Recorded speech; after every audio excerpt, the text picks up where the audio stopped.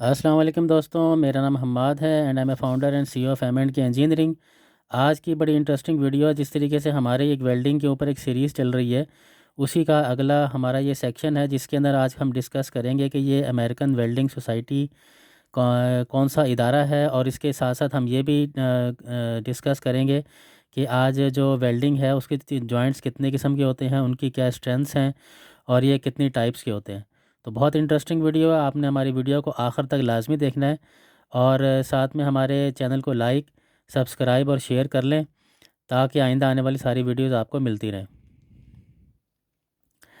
तो सबसे पहले सेक्शन की तरफ चलते हैं कि ये अमेरिकन वेल्डिंग सोसाइटी, जिसको शॉर्ट फॉर्म में AWS कहते हैं, ये ये कौन सा इदारा है। ये बेसिकली एक नॉन प्रॉफिट ऑर्गेनाइजेशन है और अमेरिका में डेवलप हुई थी सन 1919 के अंदर। इसके अंदर जो मसला सारा ये था कि मुख्तलिफ जो वेल्डर थे, उनकी जो वेल्डिंग के अपने अपने तजर्बे थे, लेकिन कोई स्टैंडर्डाइजेशन नहीं हो रही थी, जिसकी वजह से कुछ लोगों इंजीनियर्स ने वहाँ पे मिलके ये चीज़ डिसाइड की कि जो जो तजर्बे मुख्तलिफ़ किस्म के हो रहे हैं, उनको एक जगह पे लिखा जाए और उसके ऊपर मुख्तलिफ़ तजर्बे करके उसमें ये पता चलाया जाए कि कौन सी चीज़ कितनी स्ट्रेंथफुल है। उसी के ही कोड और स्टैंडर्ड फिर डेवलप किए गए। इसीलिए फिर इसको ये पूरी, और फिर उसके बाद ये जो वर्क हुआ, ये पूरी दुनिया में इस कमाल का वर्क किसी और ने किया नहीं। इसीलिए ये अमेरिकन वेल्डिंग सोसाइटी यानी कि AWS जो है, ये पूरी दुनिया में मशहूर हो गई और फिर पूरी दुनिया ने इसी को ही फॉलो किया। अब हम चलते हैं अपने वीडियो के अगले सेक्शन की तरफ, यानी कि जो हमारा आज का टॉपिक भी है वो है टाइप्स ऑफ वेल्डिंग जॉइंट्स। अब जो इसकी एक क्लासिफिकेशन है वो मोटा मोटा मैं आपको बता दूं। एक पहला कहलाता है बट जॉइंट्स, दूसरा कहलाते हैं लैप जॉइंट्स, तीसरा कहलाता है टी जॉइंट्स, चौथा है कॉर्नर जॉइंट्स और फिर एज जॉइंट्स। तो चलें पहले इस चीज़ पे डिस्कस करते हैं कि जो पहला जॉइंट है बट जॉइंट, ये इसकी क्या टाइप्स हैं। बट जॉइंट्स इस्तेमाल होते हैं mostly oil and gas field के अंदर, और वो जगह जहाँ पर सेम प्लेन हो, यानी कि जो भी जॉइंट मेटल है, बेस मेटल है, वो सेम एक ही एक्सिस के ऊपर हो। ये काफ़ी स्ट्रॉन्ग जॉइंट होता है, मोस्टली पाइपिंग वगैरह के ऊपर भी इस्तेमाल होता है और प्लेटों पर भी इस्तेमाल होता है ये। इसमें जैसे आपको ये तीन चीज़ें नज़र आ रही हैं, इसमें से हम पहला है हमारे पास plain butt joint. Plain butt joint में ये होता है कि दोनों, जो आप जैसे देखेंगे, जो दोनों बेस मेटल हैं, इसकी कोई प्रिपरेशन नहीं की गई और एक ही सेम प्लेन के अंदर हैं ये वाले। इसका जो किनारे हैं वो आपने देखेंगे स्क्वायर शेप में है।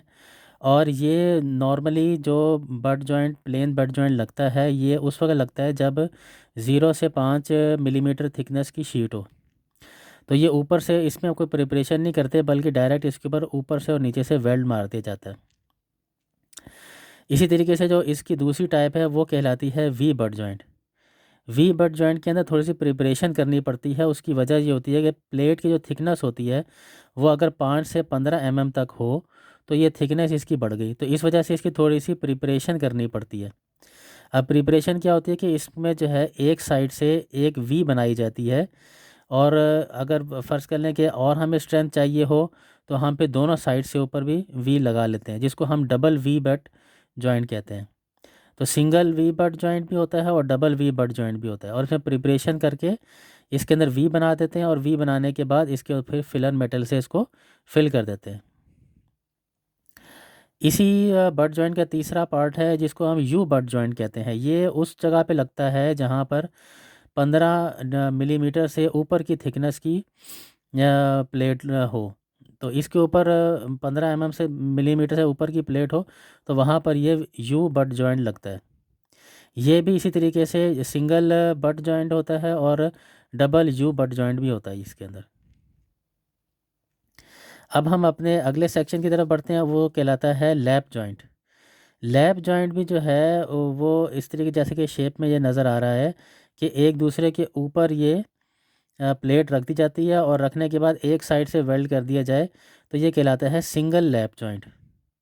इसकी स्ट्रेंथ जो होती है काफ़ी कम होती है, और ये उन जगहों पर लगता है जहाँ पर हमें कोई ख़ास स्ट्रेंथ की ज़रूरत ना हो, तो वहाँ पर हम ये लगा के हम का इस्तेमाल कर सकते हैं।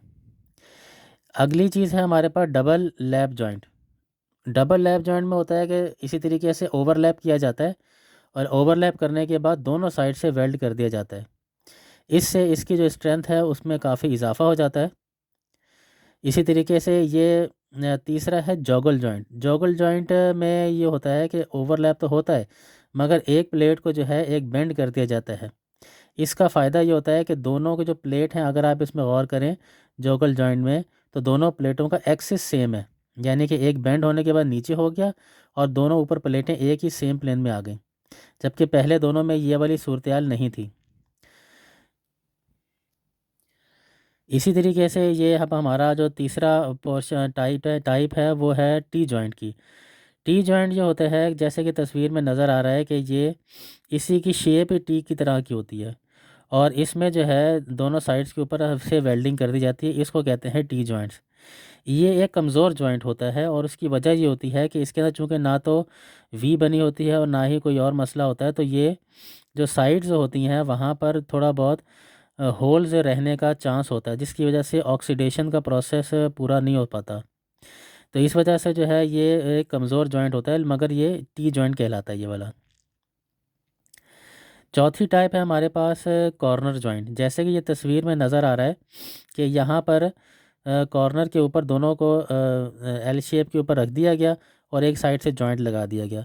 और इसी तरीके से जो अगली टाइप है उसके अंदर भी ये थोड़ा सा उसको ऊपर हटा के उसको वेल्ड किया गया, जिस तरह की तस्वीर से नज़र आ रहा है। पांचवी टाइप जो इसकी है वो है हमारे पास एज जॉइंट। अब जैसे तस्वीरों से ये शो हो रहा है कि दोनों प्लेट्स को आपस में मिला दिया गया और ऊपर से इसको वेल्ड कर दिया गया। इसी तरीके से जो अगली शेप है वो भी सेल्फ एक्सप्लेनेटरी है। तो उम्मीद है कि आपको हमारी इस वीडियो से जो वेल्डिंग के जॉइंट्स हैं उनके बारे में पता चला होगा कि उसकी क्या क्या स्पेसिफिकेशन है। तो आगे बढ़ने से पहले हमारे चैनल को लाइक, सब्सक्राइब और शेयर कर लें ताकि आइंदा आने वाली इस किस्म की इंटरेस्टिंग वीडियोज़ आपको मिलती रहे। बहुत शुक्रिया।